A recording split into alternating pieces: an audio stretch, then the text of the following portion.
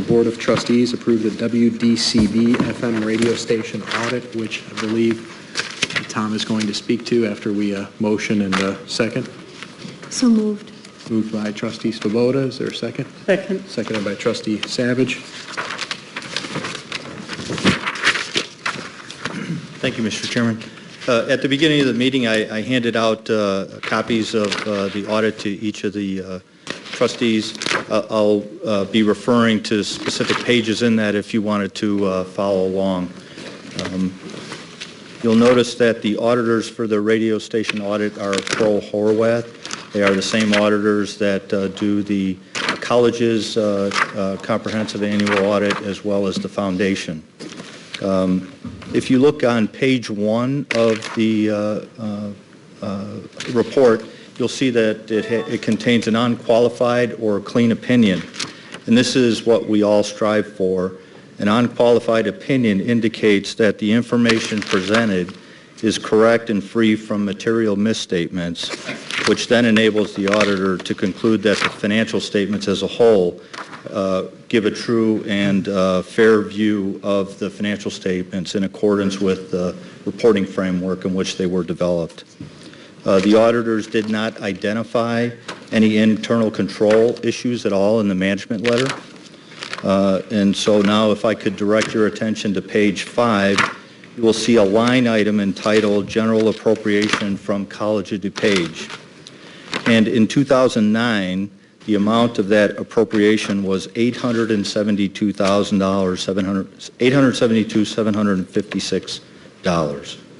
Since there is no academic connection between the radio station and our curriculum, the President directed that we find a way to reduce the amount of the annual appropriation going to the radio station.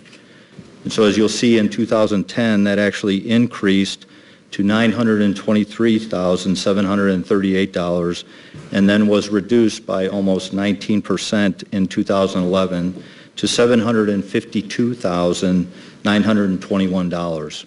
So over the 3-year period that I just discussed, the colleges has contributed more than $2.5 million to the radio station. That appropriation primarily represents salaries and fringe benefits provided by the college to the employees of the radio station. Now, that wage and benefit structure is different and more generous than radio station standards, but we treat all college employees the same. If you look near the bottom of that statement to a line entitled Change in Net Assets, you'll see that in 2009, the radio station made a profit where total revenues exceeded total expenses of $180,646. Total revenues exceeded total expenses by $240,124 in fiscal year 2010 and $164,706 in fiscal year 2011. And as of June 30, 2011, the radio station had a fund balance of about $1.1 million.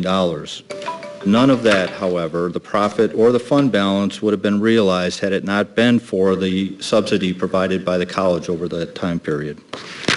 You should note that we receive revenues from fundraising activities, memberships, revenues generated from cell phone providers for use of our radio tower, and public broadcasting grants. And a chart showing the breakdown of where the various revenues come from is found on page 6 of the report. Now, what does the college get in return for that contribution? A lot of free advertising on the station. Some estimate that is somewhere between $500,000 and $600,000.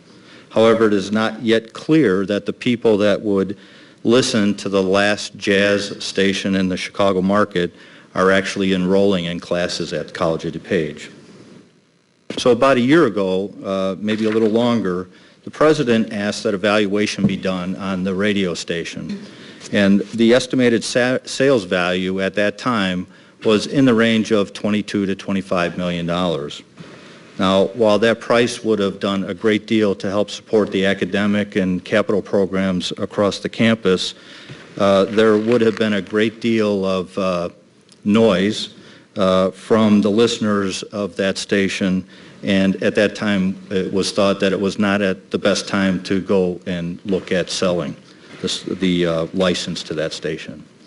Now, the President has again asked that we update the valuation of that station, and while that is about to get underway, the change in the market where there's more satellite radio, web streaming of radio and so forth, and the overall economy, we suspect that those numbers that we saw 14 months or so ago would not be realized if we were to move forward. So with that as a brief introduction, I'd be glad to answer any questions. I know it's a lot of information in a short amount of time that you haven't had a chance to go through it, so if you do have questions, by all means, please feel free to contact me, and I'd be glad to get those answers for you. Can I answer any questions now? Any questions? Seeing none, thank you. No, let me, if I may make a, I think I've said this to some of you individually, but never collectively. I did have a conversation this morning with the folks that I meet that are the union heads. We know that the radio station, the MAC as such, the Inner Waters Edge, Waterleaf Restaurant, are really ancillary activities for us, meaning they're not part of the core business, for lack of a better term, and yet they are. They're inextricably intertwined in the fabric of the institution. But if tomorrow we had a financial hemorrhage and had to make significant adjustments inside the institution, you would go to those activities which are adjacent, ancillary, secondary, tertiary. You try to sustain your core activity, would be teaching and learning. And so fortunately, we're not in that condition. We've been able to sustain ourselves during a very difficult economic period, be able to actually grow the financial strength of the institution. So we're not in a situation where we would have to sell, if you will, the radio station, the only last jazz radio station in Chicagoland, which has a very loyal following. And while the audit may say in the end that they turned a profit for the year, the reality is if you backed out the contribution from the institution, then the radio station would be obviously incurring debt as opposed to being able to accrue to the bottom line. So the question I ask, as I think you would ask, is that a good expenditure of our money? And I continue to believe, given the condition of our institution, that yes, it is, that there's no need for us to really entertain selling the radio station. We're not in need of that money, if you will, to be able to conduct our regular business. But we have an obligation to look at it very carefully to make sure that it operates efficiently.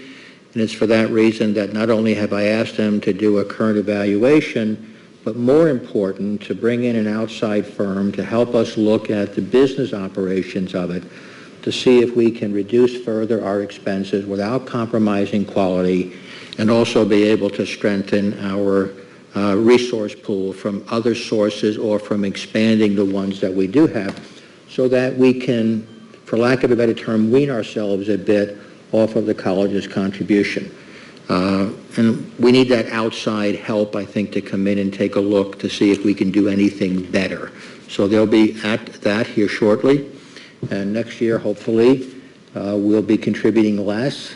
But what contribution we do make is, I think, in the best interest of the college. And it tells the story. It tells the story like the MAC tells the story, like Waterleaf and Water's Edge tell the story. And, you know, we've had this recent thing in the newspaper about the football programs at Joliet and at Harper, and how they have now moved away from it, as has Rock Valley, leaving us as the only provider of college football at the community college level.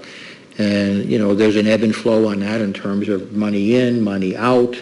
You know, does it cost us money? If so, is it worth it? And we'll be looking at that now. We know in the end that football for many students, or at least 100 to 125 every year, is the vehicle to college. It's what brings them here, and it what maybe gives them the opportunity to get the post-secondary education they wouldn't have gotten otherwise because they couldn't move someplace else. So we'll look at that as we look at every other enterprise, as we look at everything inside the institution, to make sure that we're using the people's money in the best possible way, maximizing the income, reducing the loss, but not compromising the quality of what we do. If we couldn't operate a radio station in AAA fashion, I think we ought to get out of it. We don't want to be embarrassed by it. We want to be able to say, as people do say, that is a great radio station, don't touch it. So we're not touching it, but we want to make sure that it operates in the best possible way. Could I ask a question about the radio station? I'm a little puzzled that there's no curriculum or curricular involvement with the radio station. Has that always been the case? Joe, I can't answer that. That's always been the case. There really aren't a lot of jobs in Right. radio. I mean, we are pursuing a digital broadcast journalism certificate that will address, some radio broadcasting. But in terms of, volume of jobs, there's just not a lot for the radio. I kind of wondered, I wondered if perhaps some of our speech students could be accessing and having it be sort of an experience, to complement their studies in speech. Just a thought. Well, the radio, we run the radio station as a professional radio station. Right. It's not a student-run operation. So we would be taking away from the mission of the radio station if we were to give students the access to airtime.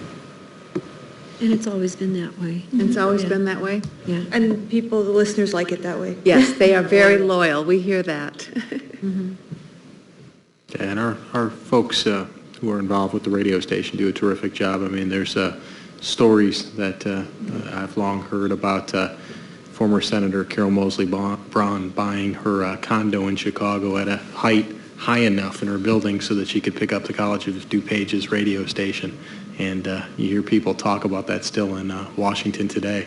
So, but our team does a great job. And we can't always look at opportunities for students with streaming and some of the other technologies, but I think we have a good thing going with the radio station, and I'd hate to see us mess with it. But any other questions? It's been moved and seconded that we approve the audit for the radio station. Secretary, will please call the roll. Student trustee Witten? Yes.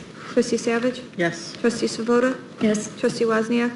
Yes. Trustee Burt? Yes. Trustee McGuire? Yes. Trustee O'Donnell, yes. Chairman Carlin? Yes.